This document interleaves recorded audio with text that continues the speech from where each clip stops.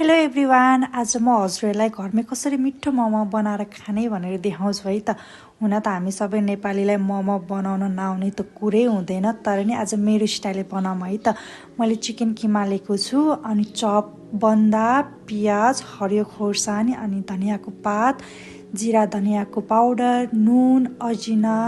हजुरले अजिना स्किप पनि गर्न सक्नुहुन्छ, मैले चाहिँ टेस्टको लागि हालेको थिएँ। अनि त्यसपछि खोर्सानीको धुलो, अनि म चाहिँ तोरीको तेलमा अदुवा लसुन पकाएर हाल्छु, किनभने मलाई यसको स्मेल अलिक खासै मन पर्दैन। त्यही भएर म चाहिँ अदुवा लसुनलाई पकाएर हाल्छु। हजुरहरूले पनि यसरी नै ट्राई गर्नु होला, साँच्चीकै मिठो हुन्छ। अनि त्यसपछि मोमो मसाला, अनि अब चाहिँ यसलाई मजाले मिक्स गर्ने। मेरो हाततिर नजानु है, मेरो हात सफा नै छ, मैले ग्लोभ्स भेटिनँ, त्यही भएर हातले नै मिक्स गरेँ। यसलाई चाहिँ जति मिक्स गर्यो त्यति राम्रो हुन्छ, त्यति मिठो हुन्छ। त्यही भएर यसलाई मजाले मिक्स गर्ने, अनि 2-3 घन्टा रेस्टको लागि राखिदिने। अनि त्यसपछि यो रेडी हुन्छ बनाउन। अब मोमो बनाउने पालो है त।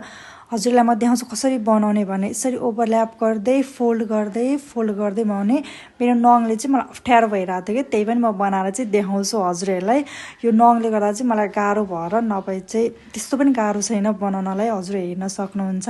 यसरी किमा लिने, अनि त्यसपछि यसरी ओभरल्याप गर्दै फोल्ड गरेर ओभरल्याप गर्दै हजुरले बनाउन सक्नुहुन्छ। हजुरलाई इफ यो गाह्रो लाग्यो भने म एकदम इजी तरिका पनि देखाउँछु है त कसरी बनाउने भनेर।